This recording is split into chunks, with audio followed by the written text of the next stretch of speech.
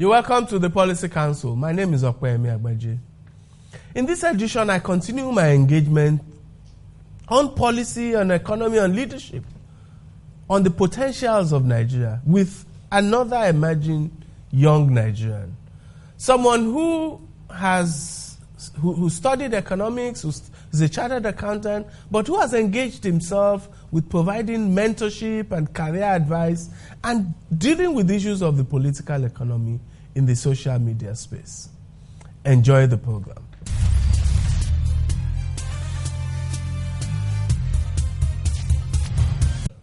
You're welcome back. It's the Policy Council still, and my guest today is a young man. He's an economist, he's a chartered accountant, and he's a blogger. I found him to be one of those young men who are engaged in the social space, and I thought that he should be our guest on the Policy Council. Suraj Tunji Oyewale, you're welcome to the Policy Council. Thank you very much for having me. Now, most of the people we see on blog sites and so on tend to be people who graduated in the humanities, political science, journalism, media. What is a chartered accountant doing on social media? I think it has little to do with the course you studied, or probably, your profession. I'm a chartered accountant, but I've always loved writing since when I was young. When I was in university, I used to write a lot. So I think it has little to do with, where you graduated. You've got engineers that are blogging, you've got medical doctors blogging and all that. So I don't think it has much to do with the course you studied. Okay, let me ask you a question. You studied economics at the University of Ife. I went to the same school some years earlier. How did you find Ife in your time? Was it, some of us like to fear some of the older people, or every generation tends to think things were better in its time than in succeeding generations. How did you find the University of Ife? I think one of the best phases of my life happens to be when I was in the University of Ife. I gained a lot from there. My radical bent, if I may say that, actually got that from Ife. I must say things have degenerated a little. You were there in the 80s, I was there in 2000s, and compared to what we've read in the newspapers, by people that were there in the earlier hours, I think things were better at that time. However, I don't think things have gone so bad. When I was there, I was able to learn a lot of things off campus. Off academic this time around, on campus journalism. I actually caught my journalism teeth. In Ife, exactly. I used to write. Ife had a great tradition. Exactly. Despite the fact that Ife never had a department of journalism or anything. Fine journalists like Dele Momodu, Sam Omoseye, all of them actually went to Ife. It shows that in Ife campus, it's actually a tradition. It's a tradition of, trying to always express your opinion in forms of writing and all that. So, Ife is still a very good school. I must say that, and I don't think one of the things I hear these days that I wonder, I noticed that what we used to call students' union when we were in university, sometime later became students' union government, and I wondered why did we have to call it government? I think I share the same opinion with you. We don't have to call it government because, you are not ruling people. You are just representative of people. Because for me, it's a symbol of something. The fact that we feel we have to call it government. No. You don't have to call it government. In Ife, we don't call it ourselves government anyway. Okay, so Ife is students union. Exactly. Thank God. I'm happy to hear that. Okay, and then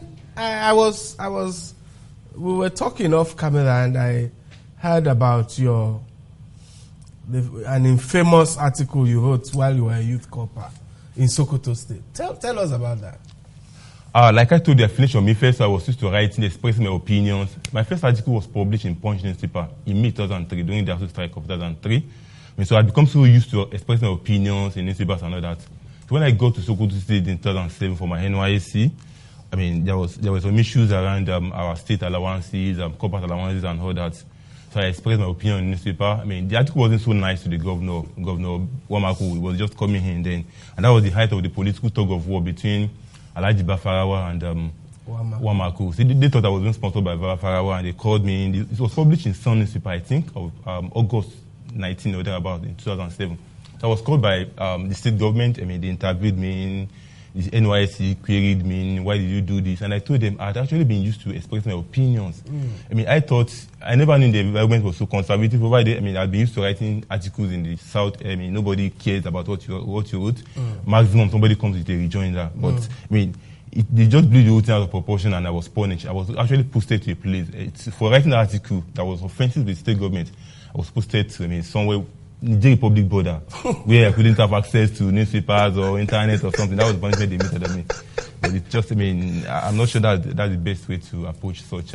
Well, it was probably your induction into the real world of Nigeria after the idealism of university campus. Exactly.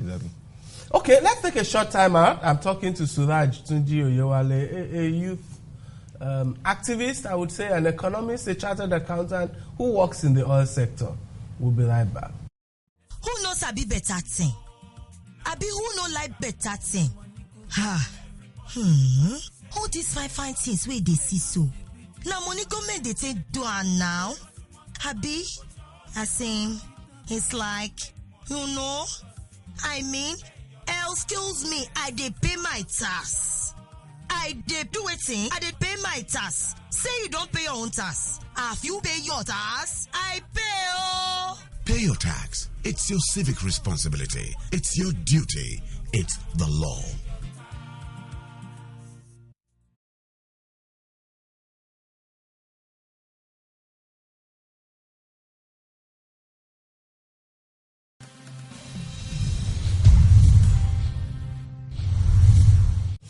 You're welcome back. It's still the Policy Council, and I'm talking to Suraj Tunji Oyewale. Suraj, you have this blog. It's called Jarushab. I know because you featured me on that blog. Why did you establish the blog? I actually established the blog, in March this year out of my experience. I got to know that a lot of Nigerians, they don't have access to the right information about their career. There are a lot of brilliant Nigerians out there, young Nigerians that are very brilliant, but because they don't have access to the right information, they are not able to achieve their potential. So the focus of the blog is to ensure that you're able to pass the right information to people.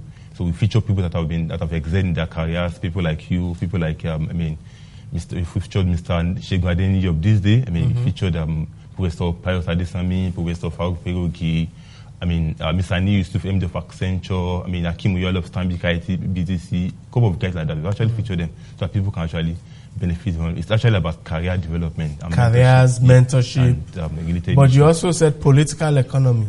Well, I deal less, on political economy. I do more on career and mentorship. Because I know myself that, I'm quite politically savvy. It's not possible for me to just leave out politics. That's why sometimes you dwell on politics as a political economy. What was your view about Nigeria's democracy?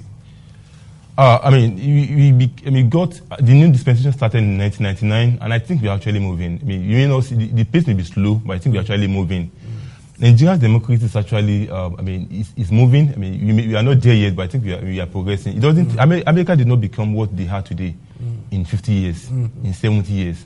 So I believe we're actually moving. Look at things like freedom of speech. I can go to my blog and write anything. Anybody can write anything. Things were not like that during the military era. What was your attitude or your posture towards probably the zenith of activism in our current dispensation, the Occupy Nigeria process? During the Occupy Nigeria, saga of the early 2012, I didn't take part in the street protest, I must say that. But right from my room, I was quite active on social media, sending out articles to newspapers, trying to express my opinion, agitating for our interests and all that. I think we're able to produce results eventually. It might not be 100%, but we're able to at least. It was impactful. Yeah, of course, it was. It was impactful. Let me ask you. You've worked. I know you've worked on the finance side and the taxation side of the oil sector, and you've done that in very credible organizations. What's your view of the oil sector? There are some issues we need. First and foremost, let's talk about the PIB, the petroleum industry, because that is a topical issue in the industry now. Obviously, the non-passage of the bill has actually meant that investments have to be suspended and all that for now. When last did you hear about PIB unfortunately, our governments are preoccupied with 2015, and nobody's talking about it now. And it's actually not, I mean, it won't all go away for our economy.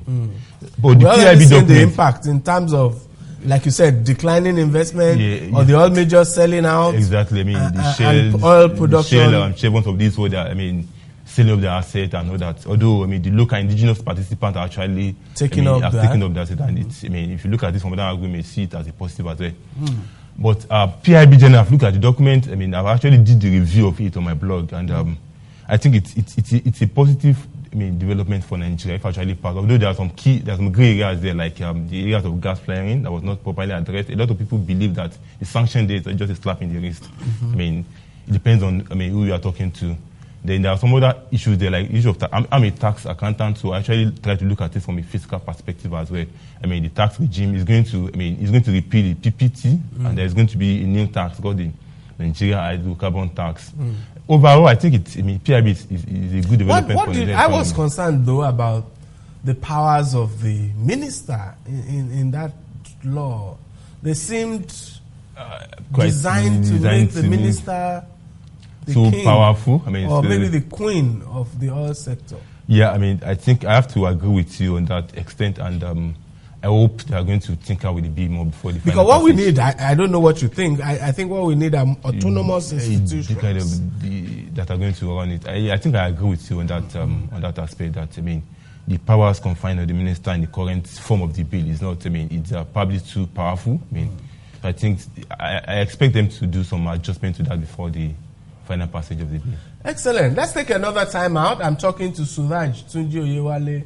He's an oil industry. He's employed in the oil industry. He's a finance and taxation expert, an economist, and a chartered accountant. We'll be right back. My name is Laide Awoyemi. I live for Lagos. You see, as our new Lagos just defined the good. Good thing, good though. To go market now, no hard at all. Just pay. Sit down inside BRT bus. Small time, you don't reach where they go. Hospital call, the full ground. And for me and my pikin where I just born, treatment now free. You look left, you look right. Them they build new roads, new hospitals, new schools, new things everywhere. Everywhere they shine, gone. We thank God though. But come on, I hear saying that this tax money where they pay, and then they use to do all these good things. Yeah, they pay my own tax too. Say they pay on your own. Pay your tax. It's your civic responsibility. It's your duty. It's the law.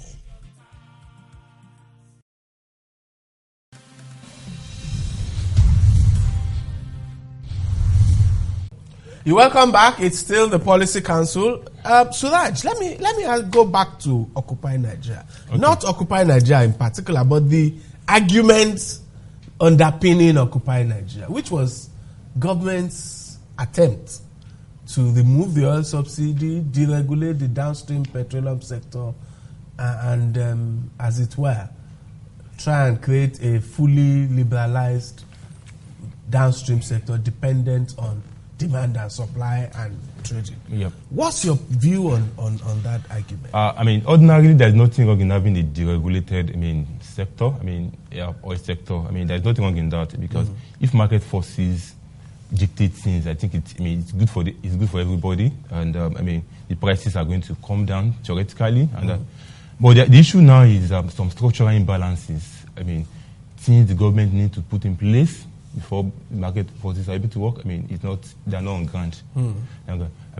For example, as it were now, people will not be able to. A lot of people are not, able to invest in the sector because of, a lot of bureaucracy they have to pass through and all that. Some companies have refinery license, but they've not been able to build refineries just because it's not economically, viable to them. But let me argue the government's case. Okay. And suggest to you, what do you think? Those people who have refinery licenses and haven't built, is it not precisely because of the fact that you have a subsidy in the sector? Exactly. For instance, those type of people, they won't be able to get financing if they come to a bank and say, I want to build a refinery. And then the bank will be worried about the fact that but you cannot price your products appropriately. Exactly, at market, exactly. That's the argument. That's what I'm saying. Ordinarily, the regulation is not, is very fine. It's fine. If government doesn't place a seal on the price of which the marketers can sell their product, then, the regulation is very fine. I don't have any problem with it.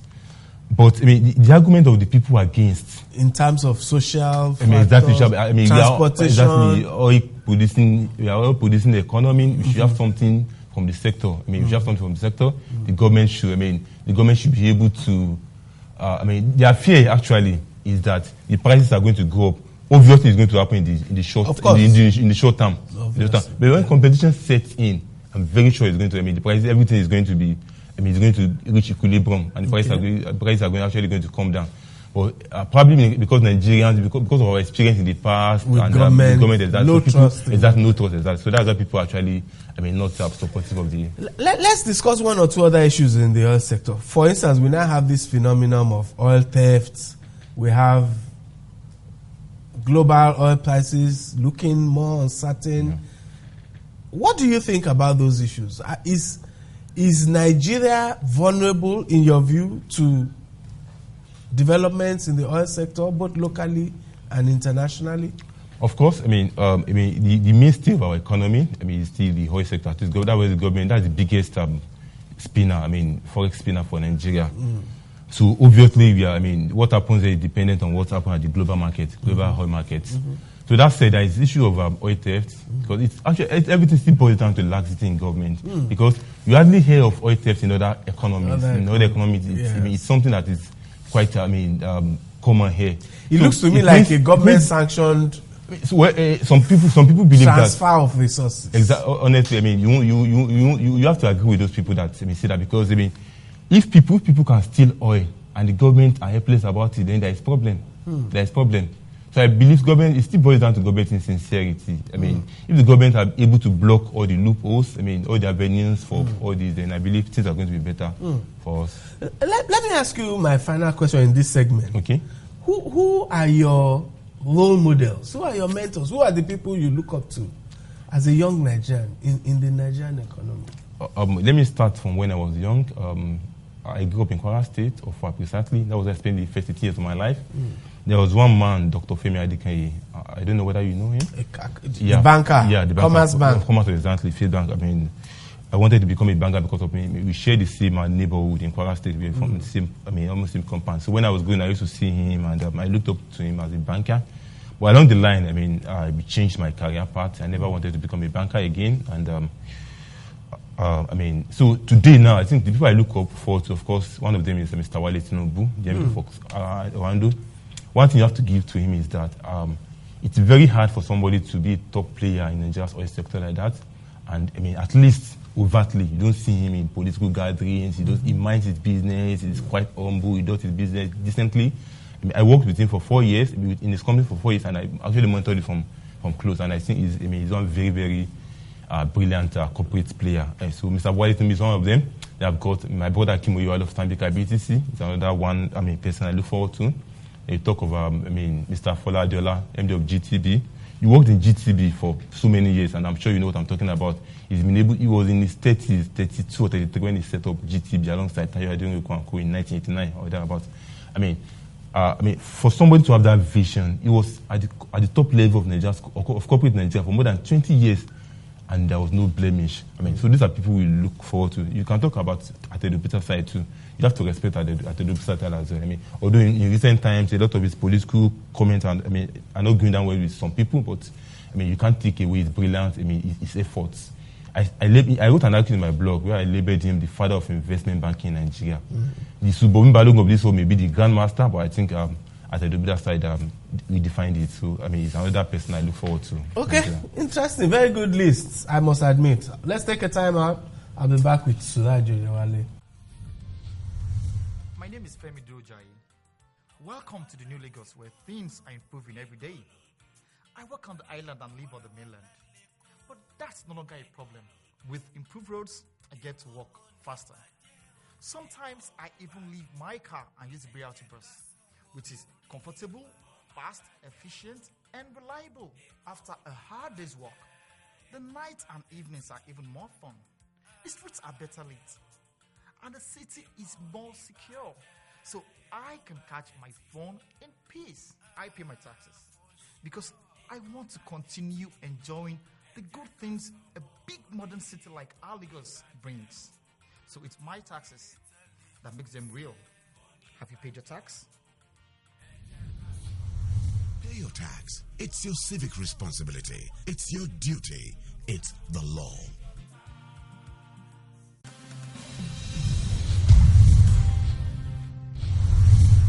You're welcome back. It's still the Policy Council, my final segment with Suraj Oyewale. Let me ask you, I like the list of mentors you chose, and what I find common to them is that they're in business, and there's some integrity and corporate governance around the names you mentioned. So what's your vision for Nigeria? What type of Nigeria would you like to see? I mean, the reason why I chose these guys as my mentors, I mean, as people I look forward to, is because of that integrity. In Nigeria today, a lot of people, I mean, have actually lost that integrity. I mean, I may be wrong, but when I see somebody today, the first thing I assume is that he doesn't have integrity until he proves otherwise. And that's how prevalent it is in Nigeria.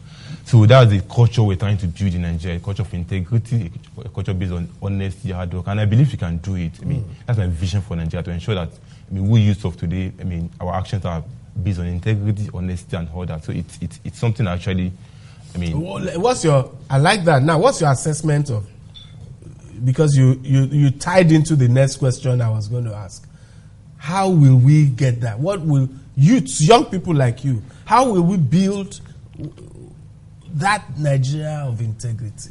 Yeah, I mean, that Nigeria of my dream, I think it all boils down to attitude. Because a lot of people who are saying government are doing this, they are corrupt, and well, what are we doing in our daily lives as well are not any better either. I mean, because when you meet the common man on the streets, it's not any better than the government is corrupt and all that. So I think it boils down to attitude. Advanced countries like America, I mean, and other countries, an indigene, I mean, a citizen, he sees himself as an American, very proud of it, and works for national interest, irrespective of, I mean, where he is. That's it. So I want to see Nigeria of that vision, of that model too, that model for Nigeria too. Now, I mean, how do we achieve it? I think we have orientation. Orientation is very, very key. I mean, we need to orientate ourselves. Some of us, within our confines, we've been trying to, explain to people through our media, trying to write articles and all that. I think it boils down to orientation. We need to change our orientation to, about the country. Okay. Are you inside you? Are you positive? I'm very, very positive. Where does that positivism come from? Do you believe we can do it, or do you doubt? I believe we can do it. Where does that come from? I mean, I've seen some Nigerians. I've met some Nigerians that are hardworking. I mean, they're making waves internationally. Look at Chimamanda Adichie. I mean, a lot of them like that. Look at Tolu Ogunlesi. I mean, a lot of them like that. They are doing fine. I mean, if they could do it, I believe every other person can do it. So when I see these young guys, I mean, when I come across their exploits in the media and everything, so it gives me some hope. So I believe we're going to get there. I'm quite positive. Okay, on that positive note, Suraj Tunji Oyewale, thank you for coming. We'll be right back.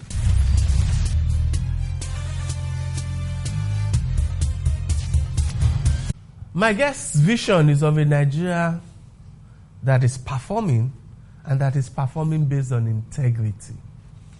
And he believes it is possible. He looks to mentors and role models who have built institutions with good governance and strong performance. And he looks to an emerging crop of young Nigerians who are making their impact felt across the world. And I agree with him. We can build the Nigeria of our dreams, a Nigeria that is based on integrity, that is based on high standards of performance, a Nigeria that fulfills its potential in the global community. But I think we need to make radical changes to make that possible. Each and every one of us must commit himself to transforming himself and then his environment before we can change Nigeria. Thank you very much for watching. See you next time.